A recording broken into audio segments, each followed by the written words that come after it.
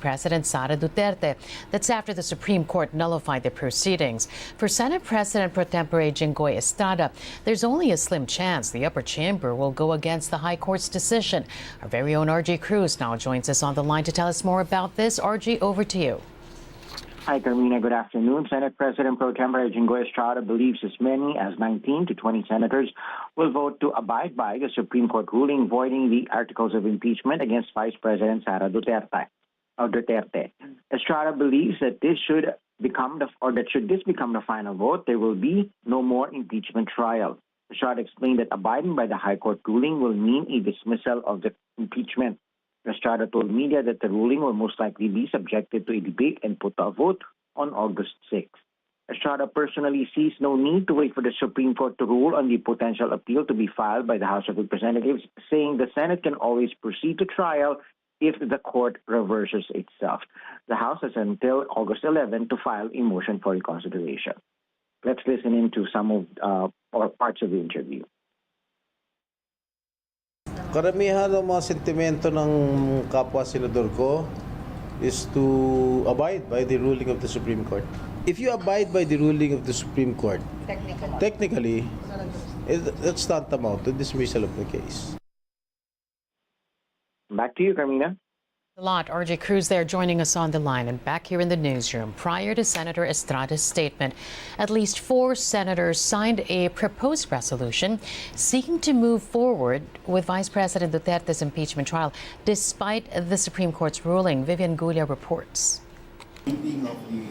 Former Supreme Court Senior Associate Justice Antonio Carpio and ML Party List Representative Laila De Lima believe the Supreme Court exceeded its authority when it ruled to nullify the articles of impeachment against Vice President Sara Duterte. I think it's an overreach. The power of the Supreme Court to review any issue or issues pertaining to the impeachment, to any impeachment process or impeachment complaint has to be exercised sparingly. There's actually judicial overreach.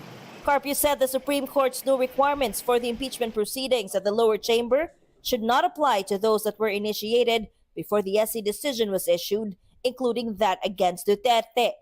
House Committee on Public Accounts Chairperson Representative Terry Ridon shares this view. Pwede natin niyang gawin sa susunod na panahon, sa susunod na pagkakataon na magkakaroon po ng impeachment trial sa ibang tao. A former president of the Integrated Bar of the Philippines also believes the High Court overstepped its authority. Attorney Domingo Cayosa argued the High Court made the issue unnecessarily complicated.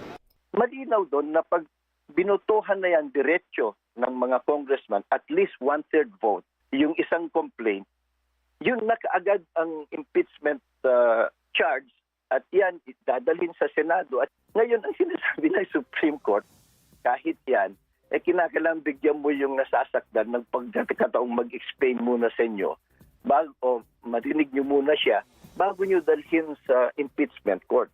Wala yan. Pagkakataon para mag-explain o depensa ng sarili mo dun sa impeachment court. Lawmakers also warned of the possible effects of the Supreme Court's decision, which states that the 1-year ban on initiating more than one impeachment complaint against the same official starts from the time a complaint before the lower chamber is dismissed or no longer viable. Kahit sino pong mataas na opisyal, presidente, vice-presidente, Supreme Court Justice, meron lang ho silang kaibigang kongresista, i-endorse ho nila. Mag-file ka rito ng impeachment laban sa akin. Whether galawin ho ng Kongreso yan, hindi man yan niya galawin, magkikick in po yung 1-year ban. The House of Representatives will file a motion for reconsideration before the High Court no later than August 11th. Carpio and Senator Panfilo Lacson believe the Senate should hold off action on the Supreme Court ruling until it becomes final. Better part of prudence is intayin na lang nila. They will just suspend their proceedings in the meantime to await for the decision of the Supreme Court. Wala namang mawawala sa kanila kung mag-intay sila. Huwag nating sabing dinidismiss natin kasi we're taking action. Huwag din tayo mag-attempt man lang na ituloy natin ang trial kasi that's disobedience to sa ruling ng Korte Suprema. Senate President Francis Escudero previously said the Senate will tackle the SC ruling on August 6th. Senators Francis Pangilinan, Bam Aquino, Risa Ontiveros, and Vicente Soto III, meanwhile, signed a proposed resolution seeking to continue Duterte's trial and apply the Supreme Court ruling in future impeachments instead. Vivian Gulia, ABS-CBN News.